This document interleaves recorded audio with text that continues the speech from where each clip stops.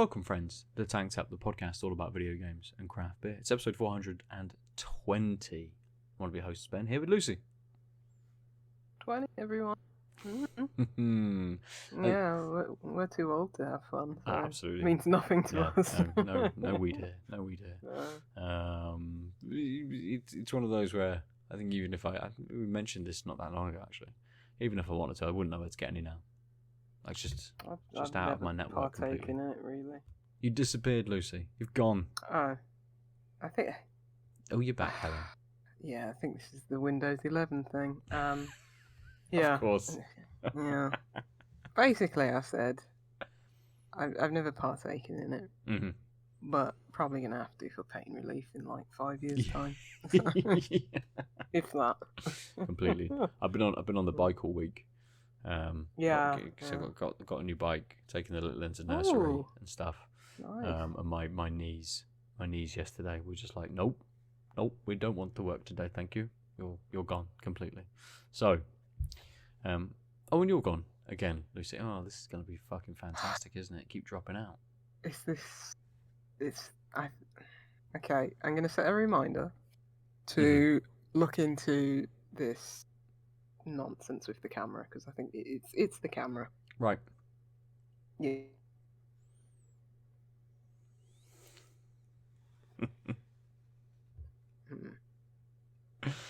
Yeah. It's a good idea to do that because it keeps happening, unfortunately. Yeah. I think it's because this is Connect and Windows 11. Windows 11 is crap, and yeah. It Connect is no so longer if I'm supported. pulling fully faces, it's that's my face anyway. But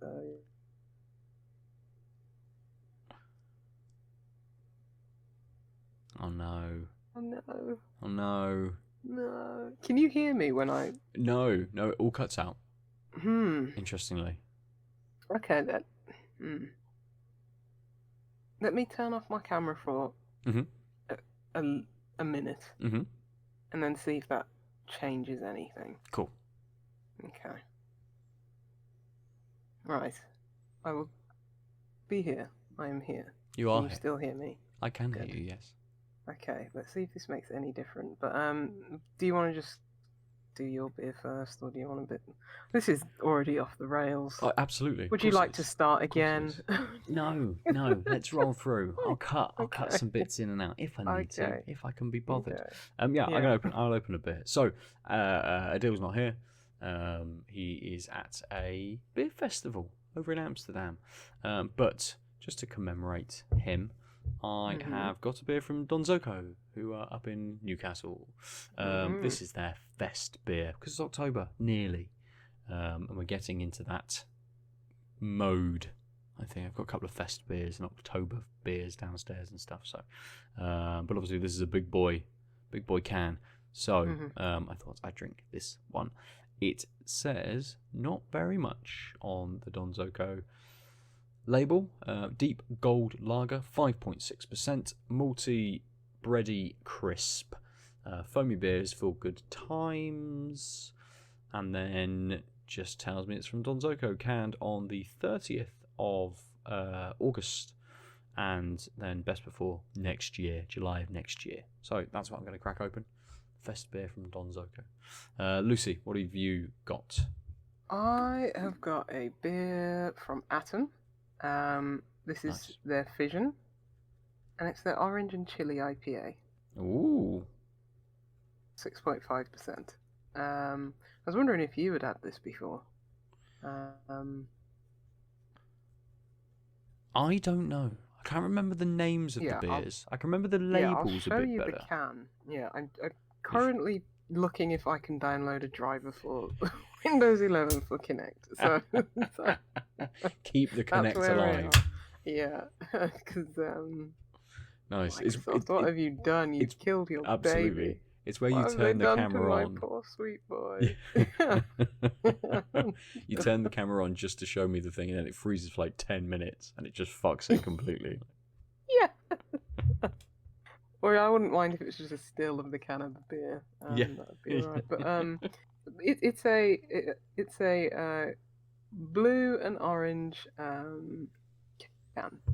To be fair, I could just Google it, couldn't I, and see what the can. Oh yeah. What the can looks Remember like. the internet? The internet, yes, exactly. Yeah, I forgot about that. Yes, thank you for explaining fission to me. I kind of know what that is without being a nuclear scientist, but it doesn't really say anything else. It doesn't tell me what hops or anything is in it, so that's a shame. But yeah, I thought orange and chili would be an interesting mix. Yeah, I haven't had this. I see the can online. I've not had fission. I do see a different can art on Ibaria. But I can see the kind of the one that I can see is very orange, very red, very green. Little chilies, little slices of oranges on the can. Looks like it's a small can though. Looks like it's a 330ml, at least from the image I see. 440ml. Okay. I might have cut out then. Cool. Yeah. 440ml. Wicked. Oh, it's got a lot of yeast in the Ooh. glass, which is interesting. Yeah. I mean, it's good to see. Hopefully, a lot of flavour in there. Good.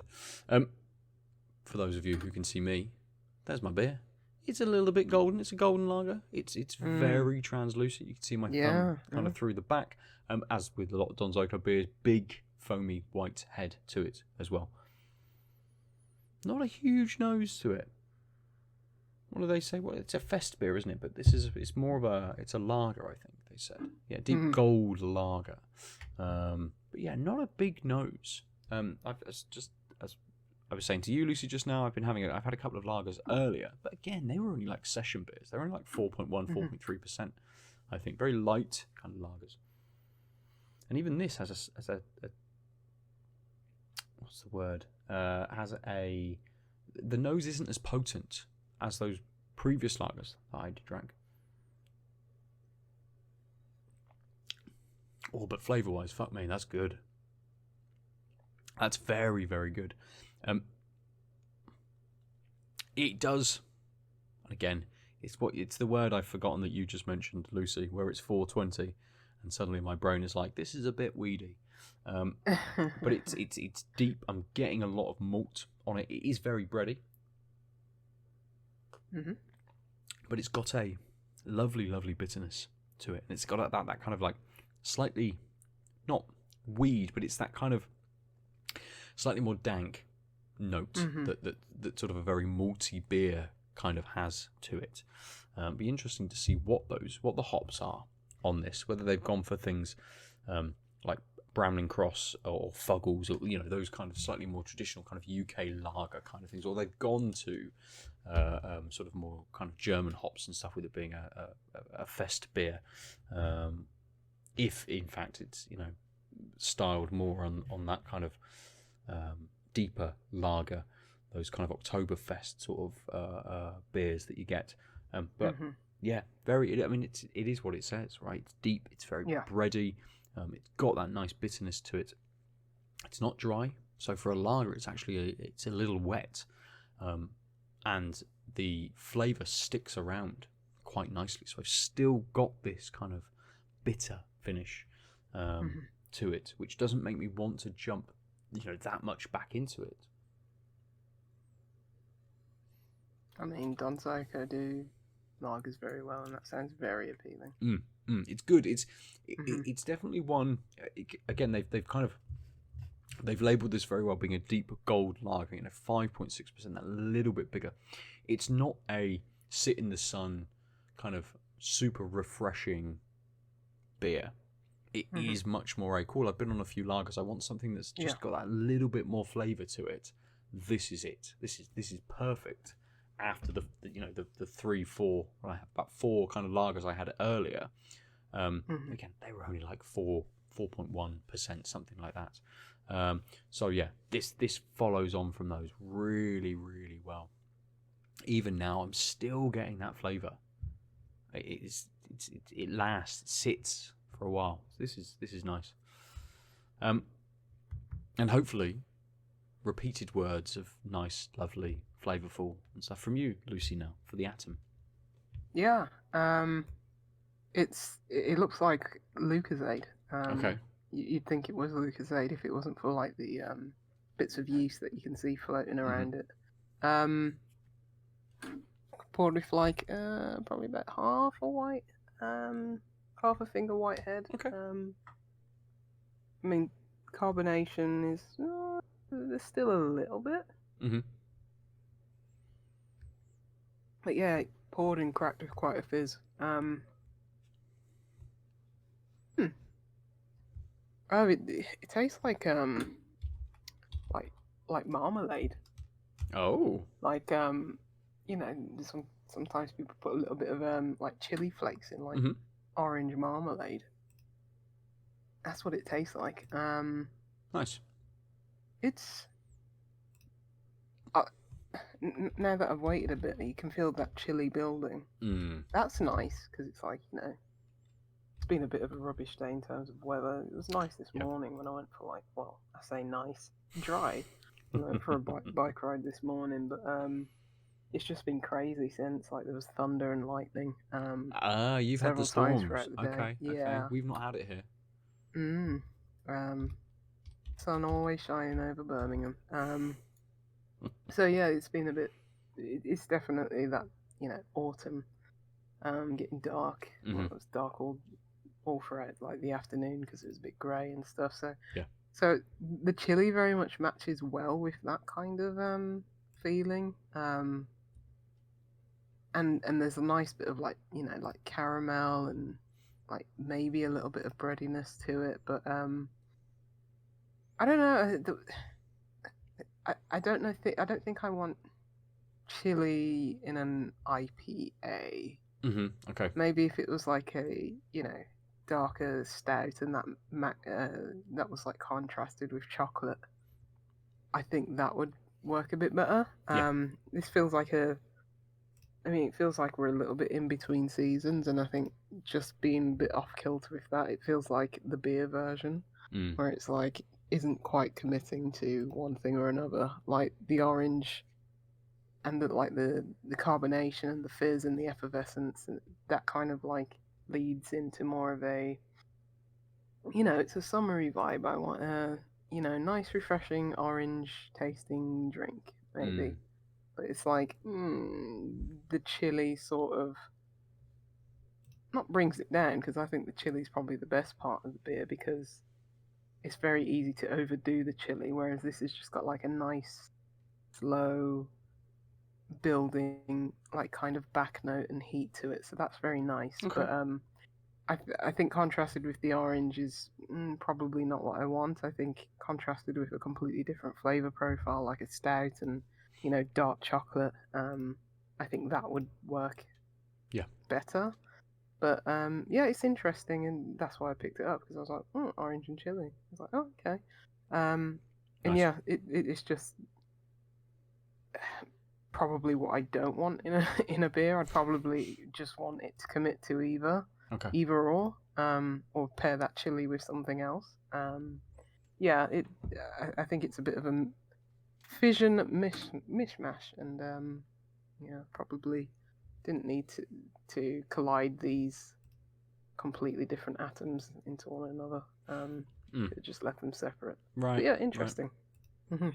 Okay. Oh, yeah, middling. That's good to start, but maybe to build a little bit and see how those other flavors kind of overcome that chili. I mean, that was the. I was expecting you to sort of say the chili came in a little bit quicker.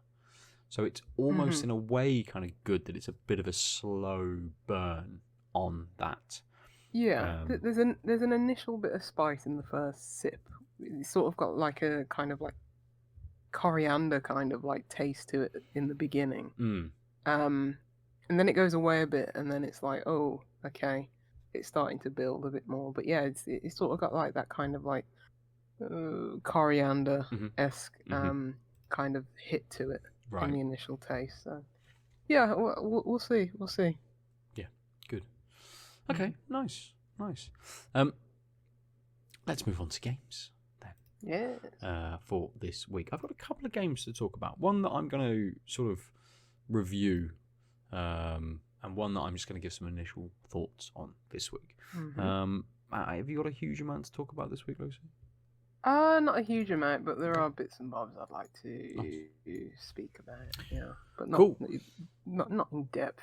No, fair. Do you want to kick us off? Because I think I kicked off the last episode with a few of my smaller endeavours for that week.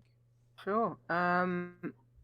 I have been playing some Metroidvanias. I've fully gone back to my bowl where I'm just like, okay, I need my comfort games. I need my point-and-click adventures, and I need my Metroidvanias. I think the Crimson Diamond a few weeks ago kicked that off. Sure.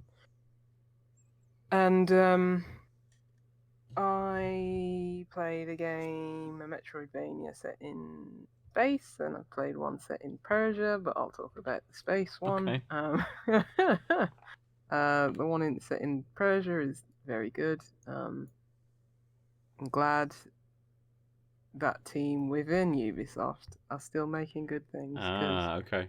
They're probably the only team within Ubisoft making good things for the last, let's say, decade. Because they made Valiant Hearts. I'm pretty sure they made that Rayman game that was on iOS, which I spoke about a few years ago. It was like an Apple Arcade exclusive or something like that. That was real good. Just shut the rest of it down and continue letting this team make games. I mean, they can use the IP, right? They can still use the IP. They just make good games with that IP. Yeah, because no one else within that company is. So Just Dance, Metroidvania, that's fine. You just, have those kinds of things. I mean, it might be alright, but that's just like Crypt of the Necrodancer or something like that. But yeah, I finished that within a few days because it's very good, as I say. Nice.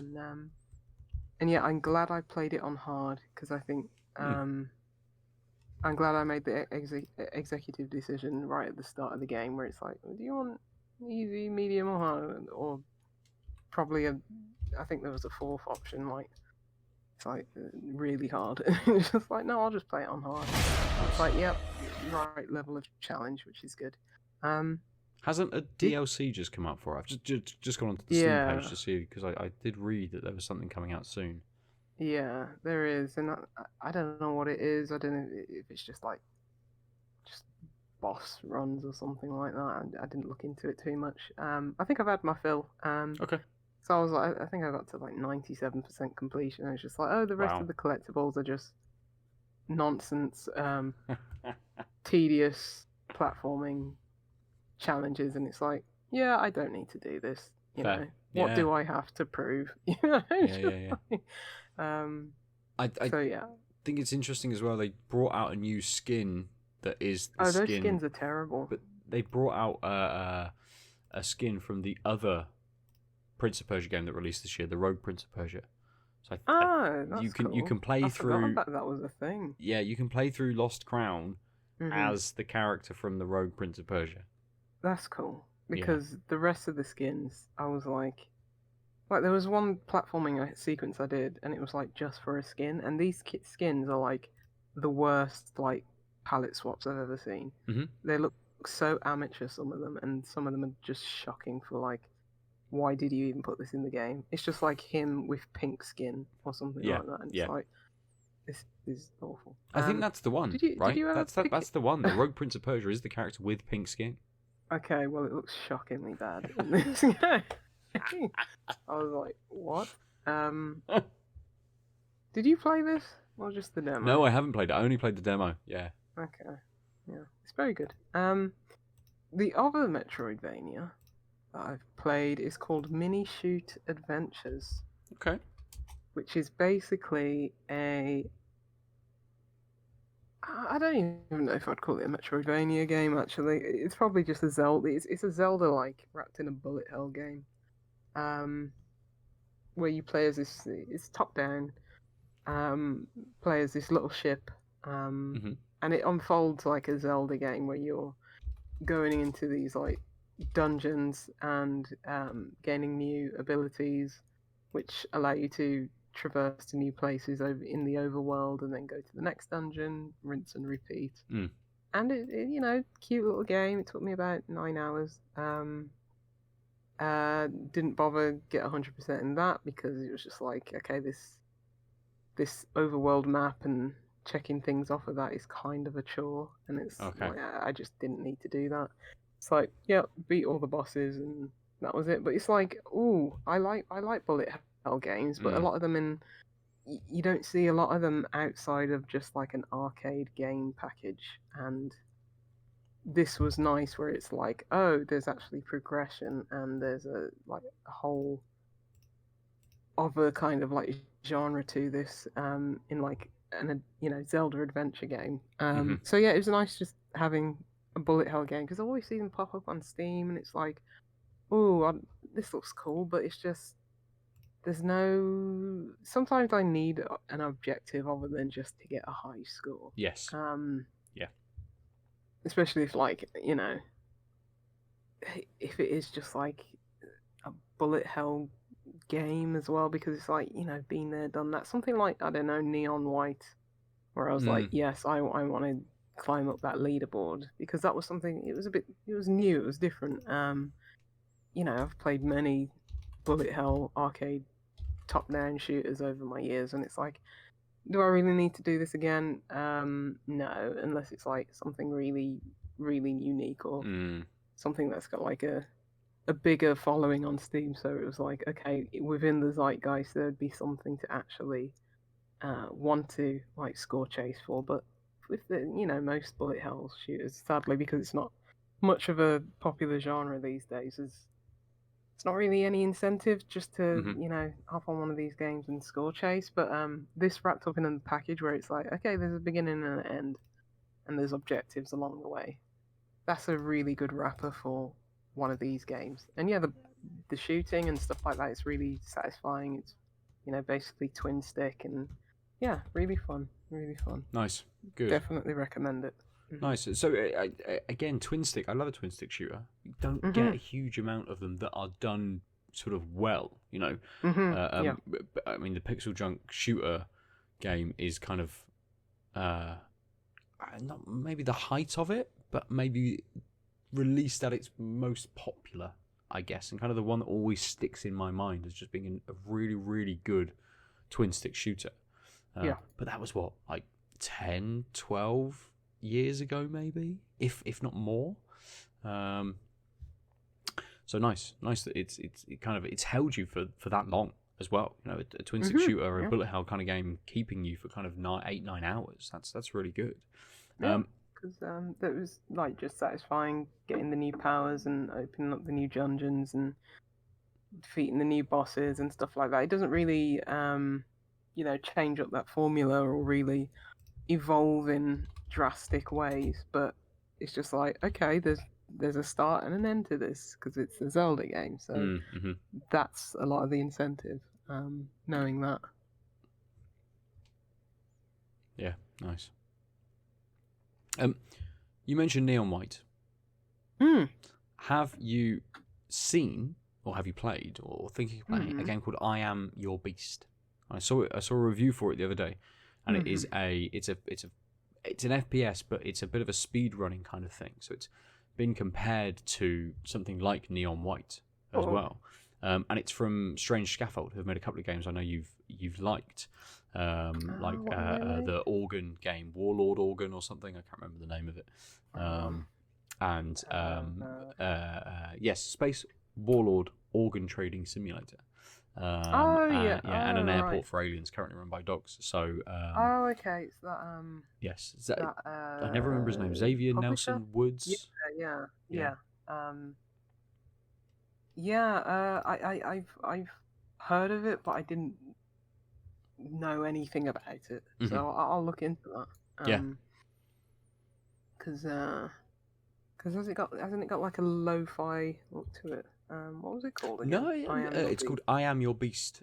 It does. I mean, it doesn't really have a lo-fi look. So it's got a little bit of maybe I'm thinking of something else. A pared back kind of graphical style, but it's kind of almost a bit cel shaded. It kind of looks a bit more like what was the game So not like Borderlands, which takes that kind of cell shading and adds an insane amount of detail, but like 13, stuff like that. Games from like the PS2, PS3 kind of sort of era. like It's Wild got a Bastards a bit, or whatever that game was, the first one. Because Wild Bastards is the second one, isn't it?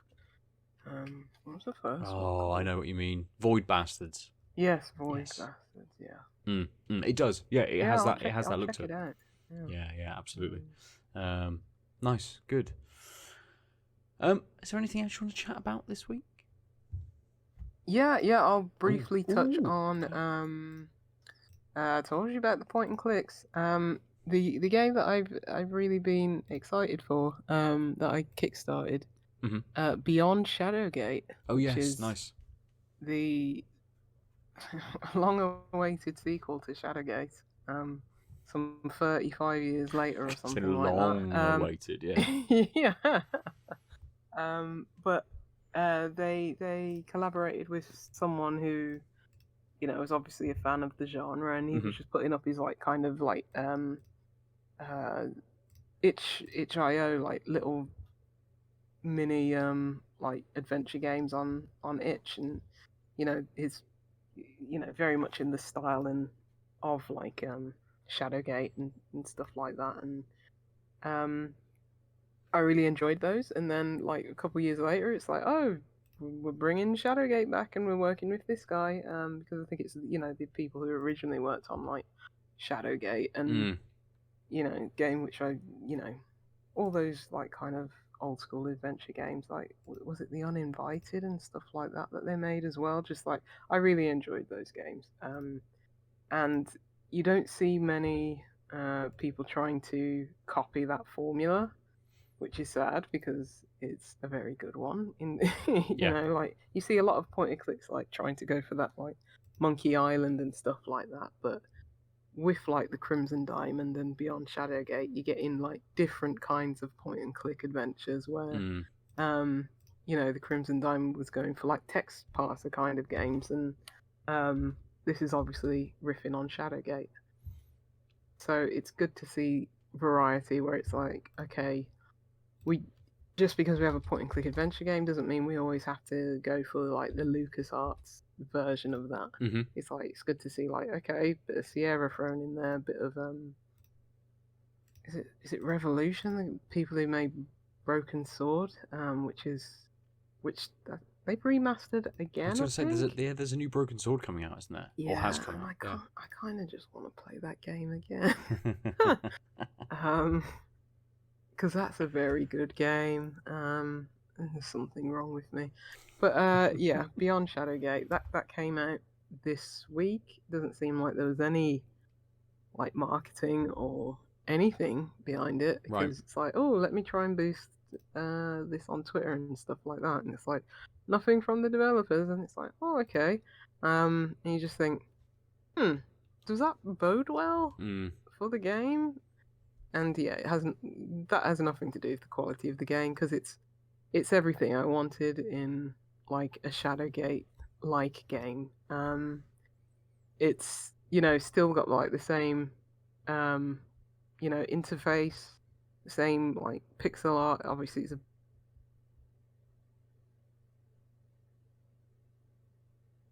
fantasy setting where you're you play as a little hobbit, a little fenling in this game, and it's oh, the fate of the universe is on your shoulders, and just doing the whole kind of okay, not pixel searching, because that suggests a negative kind of thing. It is because this the each screen is just very contained and very small. It's very obvious what you need to search for and what you need to look at and stuff like that. Okay. It has good quality of life things where it's it saves often automatically, and which I think the first game did anyway, but it's you've got a little mini map so you can see where you've been, how much of a place you've got yet to discover and stuff like that. And it's I think only one puzzle caused me a bit of issue at this point. I think I'm maybe about 3-4 hours in. I don't know how long it is, but but it's already longer than like the first game. Nice. Yeah. And it's retained that kind of very sick and twisted humor where you would die in like the most horrible ways in the first game. It was sort of like, I don't know, like Tomb Raider. You remember the Tomb Raider reboots, and whenever she died, like it was gruesome. Yes. Like getting impaled through the neck and stuff like that. This is basically that, but it just describes everything for you.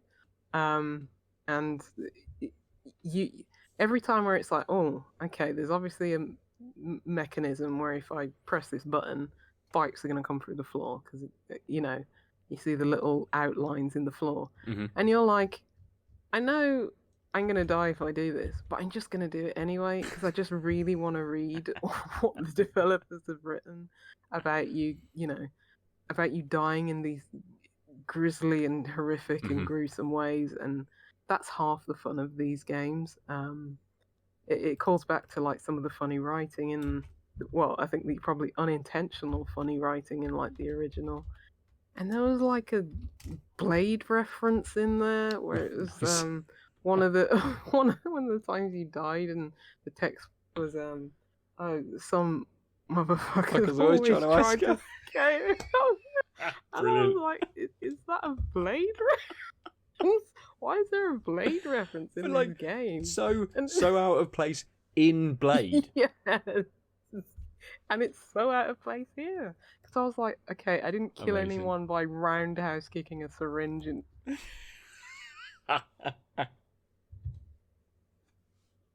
yeah. It's just very good. Nice. So yeah, really enjoying that. Just enjoying playing that on the Steam Deck. Laying in bed and chilling. So perfect. Yeah, I'll probably talk about that once I finish it. Probably by the next podcast.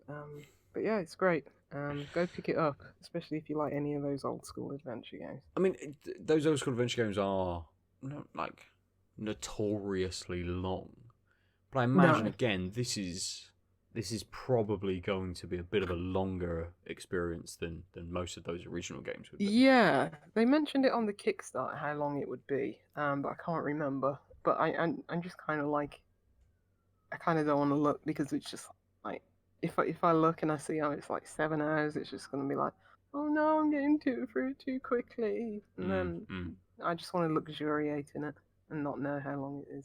Yeah, fair. Nice, good. Yeah, that's me. That's all I have. Perfect. Well, I've got a couple of games to chat about this week. Not massively. Because I haven't spent a huge amount of time being able to play anything this week. But I've spent a little tiny bit of time, a few hours, playing a game called Copycat, which I think only came out, just double check, I think it came out this week. On the 19th, the same as Beyond Shadowgate.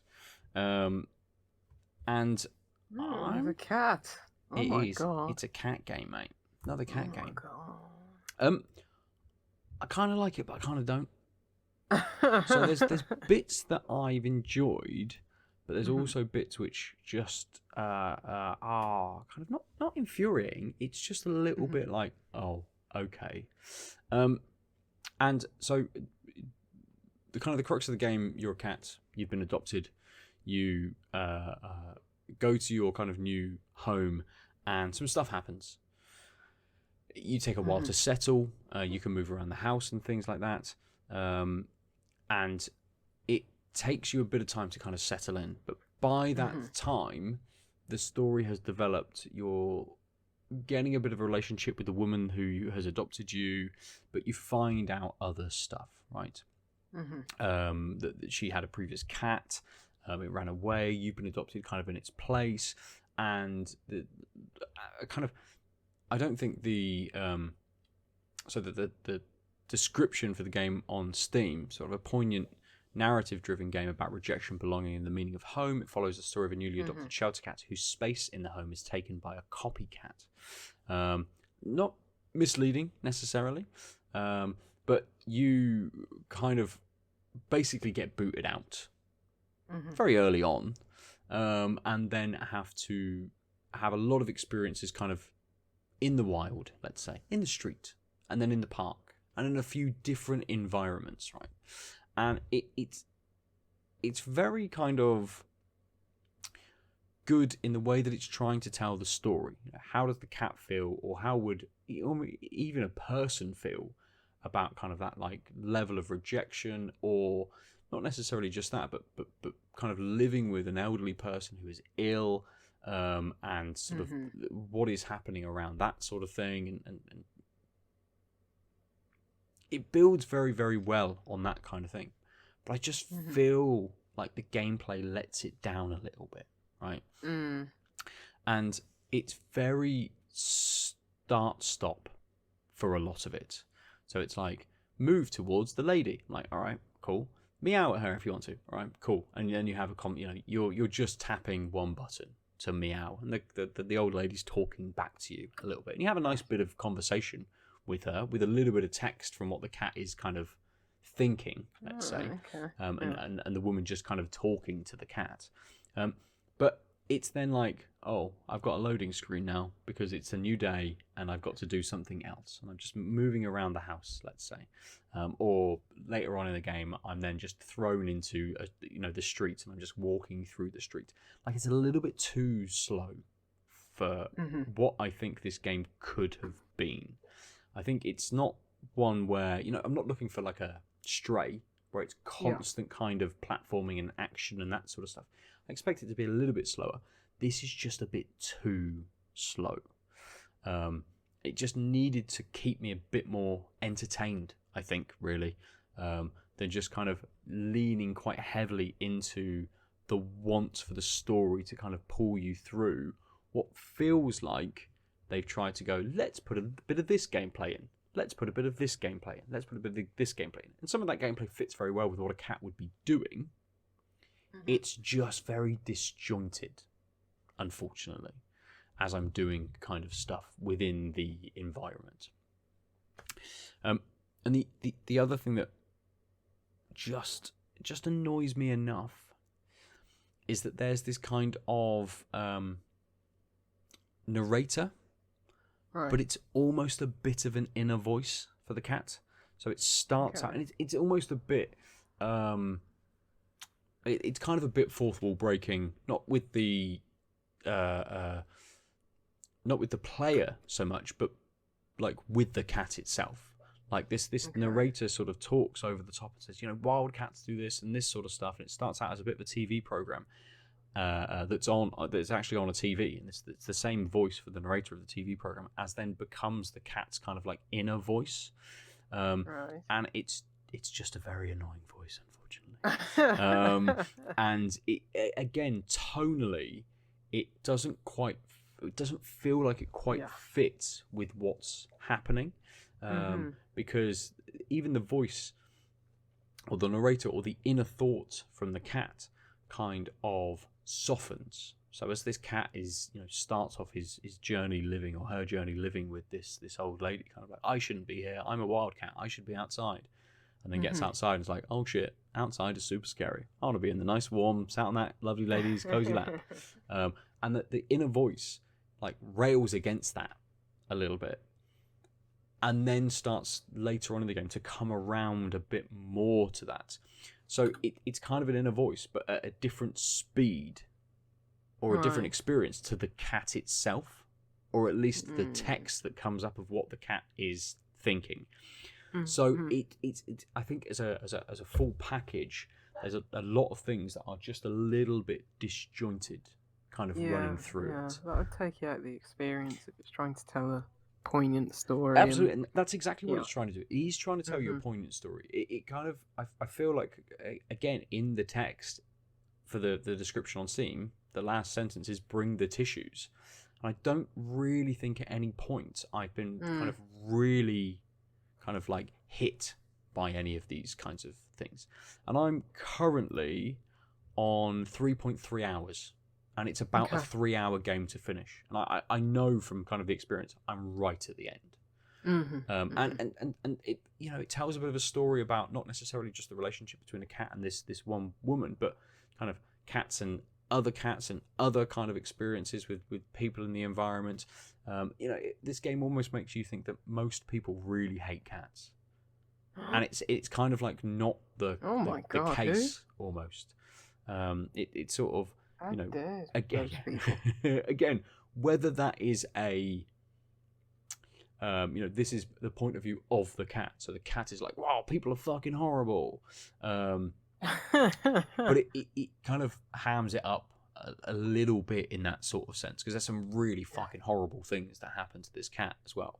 But again, I'm not like pulled in enough to be like, oh shit, that is awful. Like that would have happened to a cat. I absolutely can see how a lot of these experiences have happened to cats very much. And I'm like, cool, it'd be shit if my cat was treated in that kind of way. It'd be shit if any cat is treated in that kind of way. But actually, I don't care enough about this cat. This cat can go to hell. Or it's because of that disjointed nature of it, it just hasn't drawn me in quite enough, unfortunately. Yeah. No, I understand that. Yeah. So some games are like really trying to evoke that emotion, but a lot of the times, even if it's done well, if it just doesn't hit for you, it just doesn't hit for you. But as you say, with all the other kind of like issues around the game, then it's really hard to keep that through line of emotion and keep people engaged for as much as the developer wants you to be. If everything just isn't hitting perfect for you, or it's just not something you gel with or believe in, like people who hate cats would still probably hate cats. Probably. It's reviewing well. It's got a very positive overall review, 205 reviews so far on Steam. So it's reviewing well. People are liking it. So it's nice to kind of know that it is hitting an audience at least, because I think it's made by a small team. I think it's only 2 or 3 people that have put it together. So it's a small team, been made over a couple of years, but it's just as you say, just doesn't quite hit for me. I think. Yeah. When I looked at like just on Steam, I was like, oh, is this like a little kitty big city? I didn't expect it to be story driven and going for emotion and stuff like that.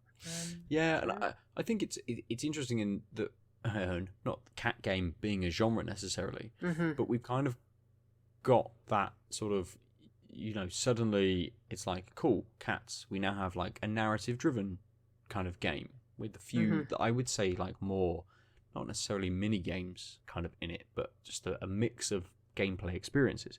You've got Stray, which was telling a bit of a story, but much more through the exposition. The cat didn't give a shit about what was actually happening in the fucking world. The cat just wanted to explore and get back to his family. Yeah. Absolutely. And you experience that world in a very interesting kind of way, and that's much more of a platform kind of game. You got Little Kitty, Big City. Again, different kind of experience. So there's a wealth puzzle of games, platform, and that. Wealth of cat games out there for people to be able to kind of play out and get different things cat from. Games. Yeah. I was going to wait until Ada was back, because I cat game. I thought we'd all talk about it. But the other game which I'll mention, and I will talk about when Ada comes back, because it's maybe a little bit, not necessarily not a game for him as such, but I think he'll be more interested than you will, Lucy. I've also been playing Frostpunk 2. Oh yeah, but didn't that come out? Again, came out like a couple of days ago. Yeah. I managed to get as I did for Copycat. Thank you to the devs for the review code. I got a review code for Frostpunk 2 as well. It came out yesterday, in fact. Oh wow. And I have been playing again. I haven't had a huge amount of time this week. Steam says I am 5.5 hours. Okay. How many people have died in horrific ways? Hundreds of people. Hundreds of people have frozen to death. People have had injuries from the workplace. Loads of stuff. But Frostpunk 2 is absolutely holding my interest. It is. I didn't play the first game. so I'm not coming at right. it. Did you not? Okay. No, and I don't know why. I never played the first It's game. a Ben game. I for enjoy sure, these, like, I enjoy a city builder, but I enjoy a brutal city builder as well. I just don't know why I never played the first game. But this one has loads of different elements which are drawing me in. So it is a city builder, but very much in, like, cool, you can build like a housing district, an industrial district to make stuff, an extraction district which will take materials out of the ground on the map, like an exploration district, so you can start sending people out into the wilderness, and then a few upgrades for those kinds of things. And whilst it wants you to set these out quite strategically, you know, a housing district next to a housing district will give you like additional heat, and that's incredibly important because temperature in this game is a big factor, and kills people and stops, you know, production of resources if you haven't got enough workforce and those kinds of things. It has that city builder element, but really the interesting part of this is the dynamics between the different factions, the different groups of people that kind of live in the city, live in your settlement, and how you have to try and almost be a bit of a centrist as a leader and try and appease everyone that's in the city, or at least, you know, my experience so far, because I'm only into the second chapter of the story mode of the game, trying to appease them to basically not make any uprisings or issues or any of those kinds of things. There are ways, and I think through like kind of technology trees and research and things like that, that you can have like a police force, like a militia force, kind of walking around the streets, making sure people don't cause shit. So you can kind of, or you could sort of bend society to what you want, rather than trying to find this like central point to keep everyone happy at the same time. Happy? No one's happy in like sub-zero temperatures. Everyone anyway. at least not killing each other. Oh. Yes. Wow. Less than ideal. I mean, you're absolutely right. No one is happy in Frostpunk. In the world of Frostpunk, no one is happy. But at least you can sort of quell arguments and try and pass laws or propose laws, which actually then go to a council made up of these different factions. So if, you know, if faction number one really like you, but they've only got 10 members on the council and they like the law you're proposing, they'll all vote for it. But doesn't mean anyone else will. So you have to almost like balance a bunch of negotiation and setting laws out and those kinds of things. So I had one experience where I'm like, actually, I really want to pass this law because I think it would be beneficial to the way that I've set up my settlement. Only 20 people say that they're going to vote for it. 20 people say they're not, and then a bunch of people in the middle are undecided. So I'm like, I'm going to... It's just like our general election. Yeah, it absolutely is. Yeah. But the thing about it is I could negotiate with another faction and say, look, if you said yes to this, I'll let you pick the next law that we vote on, or I will provide this for you instead. And wheeling and dealing. But yeah, absolutely. And I think it's really... Anything to stay in power for you then, yeah. Okay. That's it, mate. Just That's Tory exactly what it is. Yeah. Yes, very much, very much. I'm like, it's fine. You can sell me £6 million worth of gowns that won't do anything because it's really fucking cold. It's fine. The state will pay for them. It's all right. But it kind of it's just a really interesting like society simulator as well, I think. And there'll be, you know, I'll move through the story progression in this. And I'll go into kind of the open kind of gameplay element where I can start my own sort of city and kind of play it as I want to, rather than through this sort of structured kind of story, almost tutorializing sort of the game for me, and then be like, great, I'm just going to be a fucking brutal ruler, and I'm going to send everyone out into the cold. I'm going to make them go and do shit all the time. I'm going to make them work fucking 100-hour weeks and make them really cold. I'm just going to not do anything fun for them. And then I'm just going to beat them all down with my militia gangs that walk around the streets. Like, it seems like that would be a feasible way that if you wanted to, you could play in that sort of way. So it feels very open in how you want to sort of set this post-apocalyptic society up, whilst having all those like strategic city builder and survival sim elements on top as well. You've got to keep everyone warm. You've got to find fuel and resources, and kind of move through the game like that. So it's really interesting. It's really holding my interest at the moment. Good. It's on Game Pass. Yes, it is. Yeah. Oh, I think this first one is on Game Pass too. Probably is. You can probably buy the first one for like a few quid because it's been out for a while. Oh no, currently on Steam, the first Frostpunk is £25 still. But it would have been cheap at some point. Yeah, I imagine. It's probably been on Epic Games Store for free at some point, I imagine. More than likely. Yeah, to be fair, I probably own it somewhere. I just haven't played it. I think the first game. I think the second game builds on the first game, like that the old leader who you were in the first game has died basically, and then you're a new leader for the second game, and that's kind of the way that it ties sort of the two games together, I think. And as I understand it, those societal kind of elements have been built on much more within Frostpunk 2. So Frostpunk 1 was more about that city building and more about that resource management. Frostpunk 2 opens up that kind of much more societal look at it, and the way that you're kind of governing, a settlement and stuff. So instead of investing in renewable energy sources, they're like, well, just open up another coal mine. Exactly. We're sure it'll last. Yep. Yeah. Yep. So one of them. The amount of coal we're burning through every day to keep everyone warm, it'll last. Completely. One of the decisions I had to make was, I can't remember what the alternative was, but the one I chose was basically sending children down into the mines. Yes. Because they have small hands. That was literally the reasoning. And I'm like, yeah, that makes sense. That absolutely makes sense.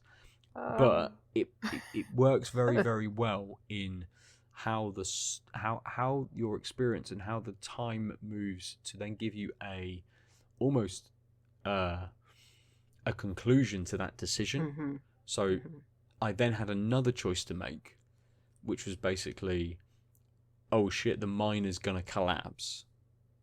Do we blast the entrance to close it off? Look, the mine wasn't gonna collapse. Something's gonna happen. Do we blast the entrance to stop that from happening? All right.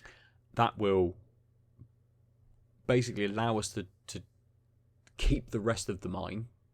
Yeah. But obviously all of the children that are down there will die. Oh my god. Or do we keep it open for a bit? Shall I play this game? But I'm not sure anymore. Now it's like big choices suddenly. But no, like the other, I think the other decision was like, mine. Get the kids out, but you lose the entire mine. That's fine. And I'm like, cool, get the kids out. Absolutely. We'll find more mines. There'll be and then like 3 months later, like there are no more mines. And now the children stop. And now the children Instead stop. of having a quick death of just being crushed by rocks. I don't want to play this game anymore. I mean, it's basically 2050 Britain. I'm not. This is our future. This is exactly what it is. I'm training myself up to make the hard choices, Lucy.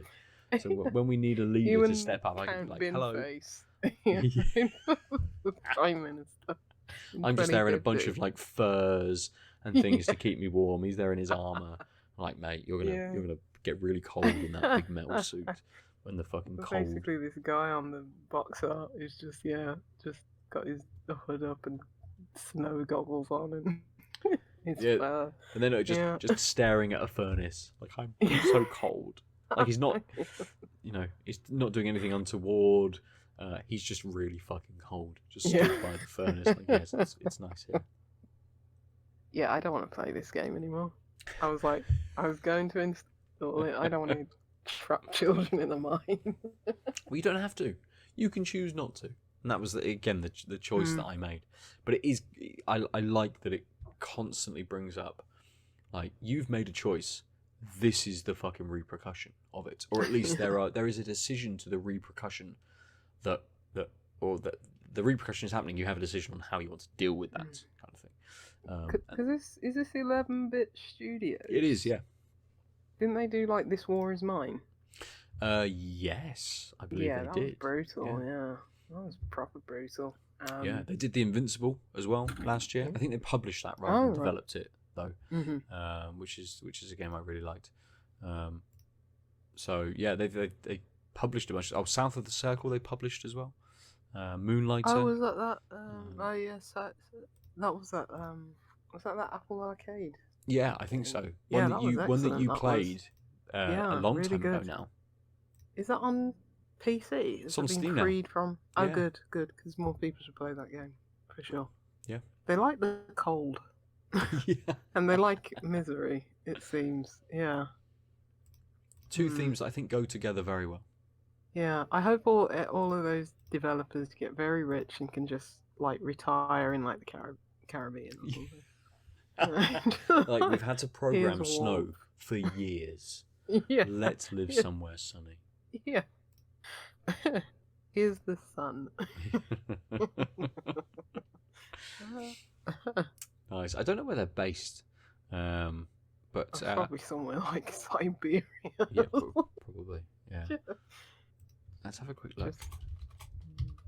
11-bit Studios. Is it gonna come up? Their homepage. I'll go to their homepage just to see if they do all live in the snow. Contact. I think they are. Oh, they're in Warsaw. They're Polish. Yeah. A bit cold there. A bit cold. Yeah. Not massively cold, though. Cold? Yeah. Yeah. But like Cold War-ish. That's why all their games are war and snowy. That's exactly what it is. Stuck in the 80s. Interestingly, I say they're stuck in the 80s as a joke. They do have a game coming out. Or did it come out? Let's have a quick look. Oh no, I'm thinking of a different game. I'll go somewhere else. Nice, but that's it for me this week. 2 games which I've only spent a few hours kind of playing. I did play a touch more of Astrobot, but oh yes, the more exciting part about that was Evelyn wanted to start playing and nice. completed the first level by herself. So she was like, "Oh, what's this cool game?" I'm like, "Well, here you go. Just crack on. Yeah. This is how you do this. You can be a corporate shill now, just like Astrobot too." Yeah. She's like, "Oh, I'll get the Kratos and the Aloy. They're good. They're good ones, aren't they?" I'm like, yes, good. Yes, they are. Yes. Good.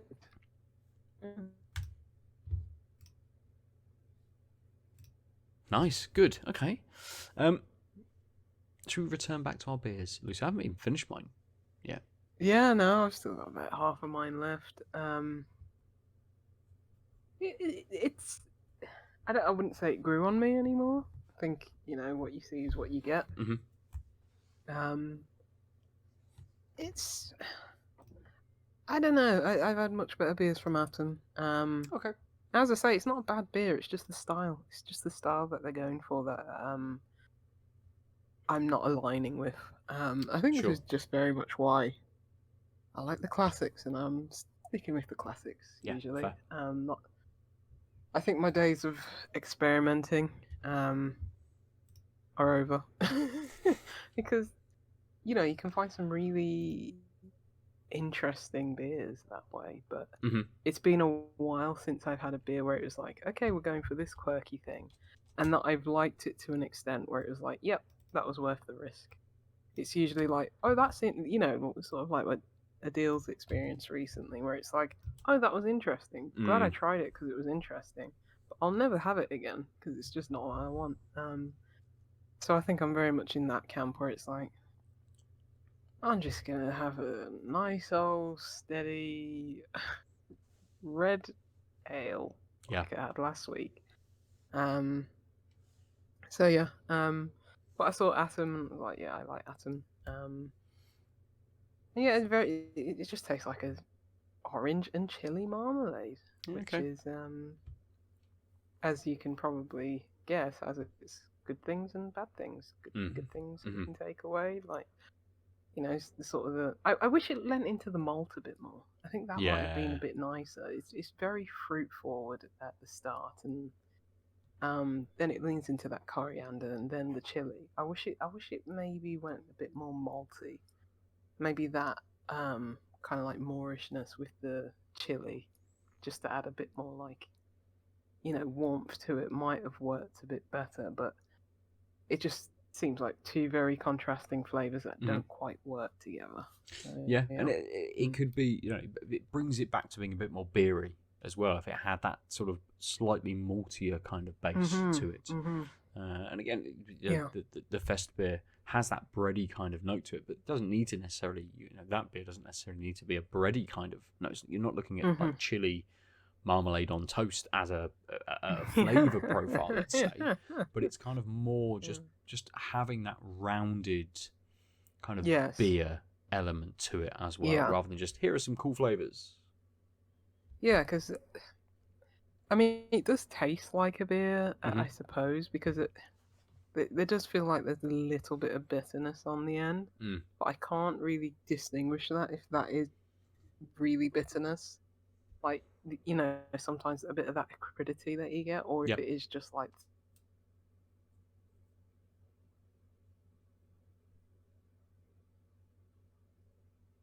Yeah, I think I'd probably just rather have a Lucozade. And I don't even really drink Lucozade. I love Lucozade. Lucozade's great. Used to have it when I was like sick. Like, you know, like have a cold or something. But I haven't had Lucozade in probably about 10 years. Yeah. At least not the fizzy one. Okay. The flat one I've had. But yeah. Anyway. Nice. It's like, not for me. Yeah, that's fair. Unlike me, this Donzoko, this Fest beer is very, very good. I'm really in a mood for lagers at the moment. I don't know why. Yeah. But just trying to chase the summer still, I think, maybe. But yeah, I mean, I've got like several more lagers in the fridge still. I'll probably save one for next week. I mean, this Oktoberfest, all those German beers will be out soon. I think that's what I'm probably going to lean into. Because, you know, there's just too many IPAs. I love IPAs, but there's just too many of them. You know what I mean? There are a lot. It does seem that we're kind of not hitting like a saturation point for beers or for breweries, but at least like, as you say, we're coming back to those like core styles of beer. That's what I want. Give me foggles in everything.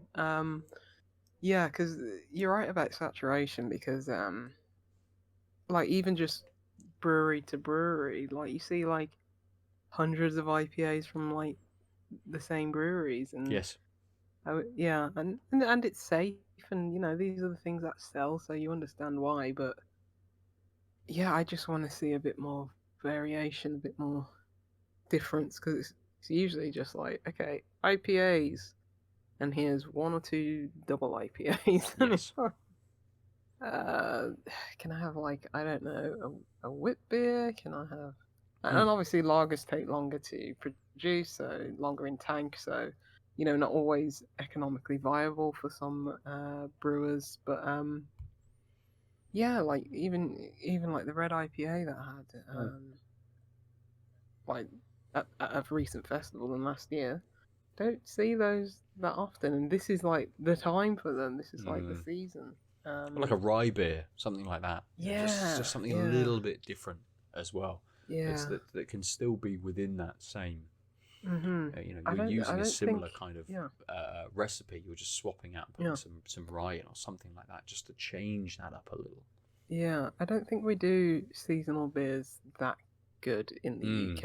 I think that's very much on the continent, like German and Belgian thing. I wish we'd do it a bit more here. And I think we do it to a certain extent. Like, there's definitely more stouts over winter, for sure. But it'd be nice if we did that a bit more often, with a few more styles. Yeah, and I don't know whether some of the breweries who kind of they're kind of, their selling point is not necessarily the seasonal kind of thing, but their selling point is much more like the natural kind of thing. So like Wander Beyond at Siren, they're like, cool, we foraged these cool ingredients, and that's what we're going to kind of use in these beers. And I don't know how much they lean into that seasonality in terms of saying, actually for the next 3 months, these are the kinds of beers that we're going to be producing, because that's the ingredients that we can get. And that is what we're using, rather than just, here's a beer, and everyone goes, okay, cool. Yeah. I'll just try that one then. It's definitely something more prevalent in like, people like Balance or Mills Brewing or Crossover Blender or those kind of, very much, well, it's in the name, saison, seasonal kind of beers. But yeah, you don't tend to see it with like a lot of others. Maybe like, you have the Verdant beer that comes out like February or something like that. The putty. Their putty, the double and triples, but and that's it's like, okay, that kind of like marks the start of like spring and stuff like that. But with a lot of other breweries, you don't usually see it. Like now we're in like wet hop season.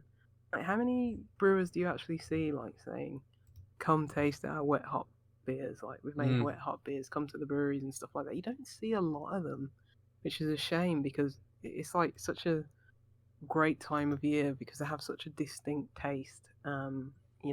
Those fresh hops going into the beer, and you don't usually see that. And obviously it's better on tap at that point because wet hop beer, you're canning it, it's like, well, okay. But it's like we don't push that seasonality as much over here. Yeah, absolutely. So yeah, maybe I will have to start looking at further afield, like looking at the German beers that are coming out. The Oktoberfest beers that are coming out around here at this time. So yeah, we'll see. And those are like traditional styles that I like. Yeah. So it's where you find someone who's then gone, cool, we've made an Oktoberfest, but it's like 14%. You're like, oh, good. I'll have 3 of those, please. Yeah. Yeah. And just pure barley wines or something like that instead of really. Hey, I would not say no. No, absolutely. Same Mars of the Desert when I went in Sheffield. They had a lot of interesting, well, not interesting, because these styles have been around for millennia, but they had a wide breadth of styles that you don't typically see. They had like Dunkelbeers and stuff like that, and they're very much in the in the business of making more traditional styles anyway, so it makes sense for them. Yeah. Love a Dunkel. Don't get enough Dunkels. No, definitely not. No. Yeah. It's Dunkel season. Absolutely. I earlier I went on. I might have closed it. No, I haven't. We don't get Donzoko down here a huge amount. So I went on their site to see what they've got available at the moment. They haven't got a huge amount to purchase on their site. They've got the Fest beer. They've got a smoked Hellas, and then they've got a collaboration with New Barns as well, which is a Pils.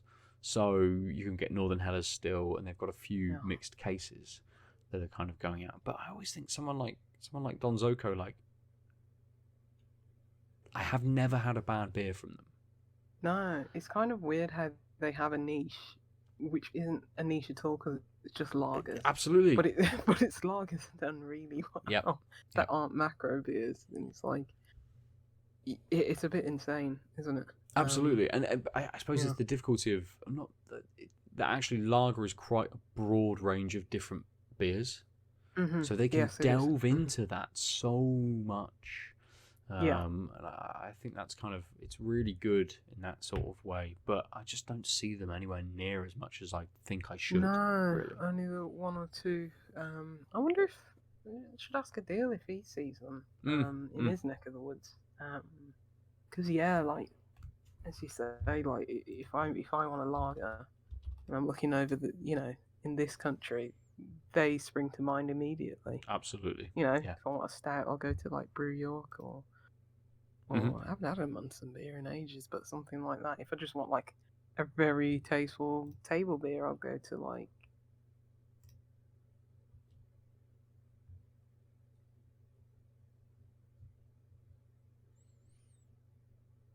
Sad that a lot of other brewers, they probably want to make, more lagers, but just the time and investment that is required is probably, doesn't work out economically.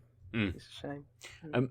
You cut out right at the point that you said, if I want this, I'll go, and it just died.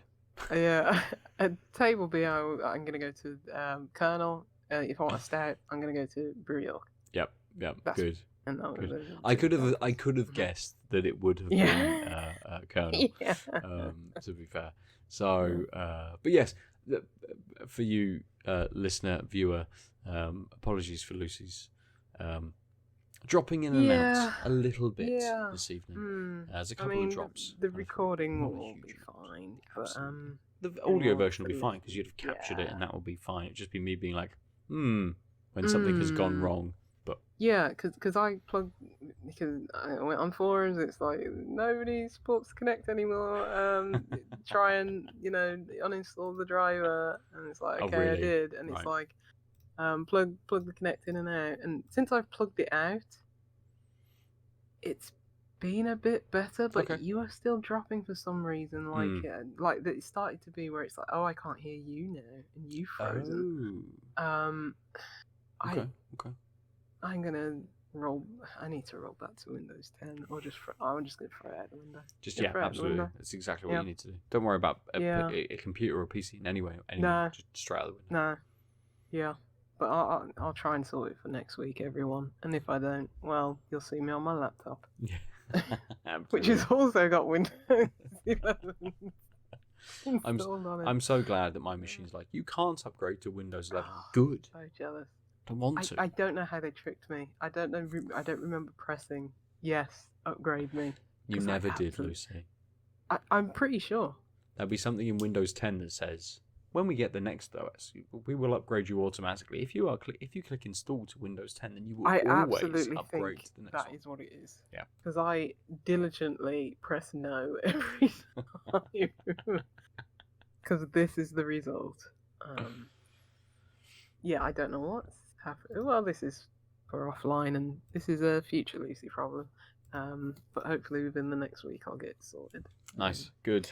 Yeah. Well, they're the beers, they're the games that we have drank and we have played this week. Thank you for joining us on this mini journey for us. You can get us at TantoCast on the socials. I'm at Nova_47. Lucy is Juicy Loose 9. Come watch my. I'm blowing up to be a YouTube megastar. What?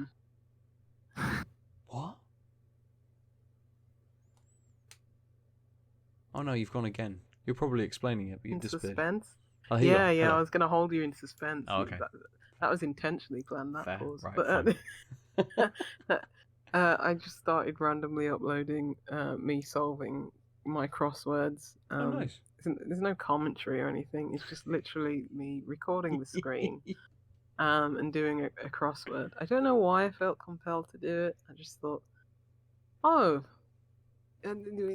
the good thing about newer Windows is that it's very easy to record anything on screen. Right, okay.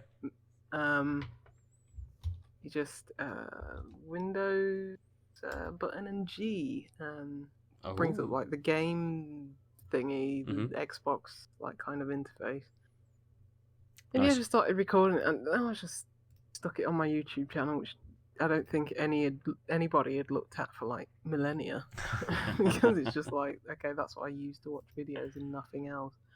And there's some sickos around there, Ben. Like, people actually watch other people solve crosswords.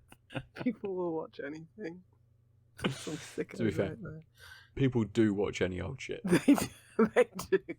And this is proven, because I'm getting like 10 views per video. And it's just like, okay. It's when you But start now I getting the can't let comments. my viewers down. Yeah, when you start getting the comments like, "Oh yeah, this week's was really hard, wasn't it?" Just I'm not sure if the comments are turned on. They might be. But yes, when that happens, then I'll start to freak out and I'm like, this is ballooned into something I didn't want. Yeah. But yes, yeah, you get daily content. I'm uploading content, but I'm a content You're a creator. content creator, absolutely, Lucy.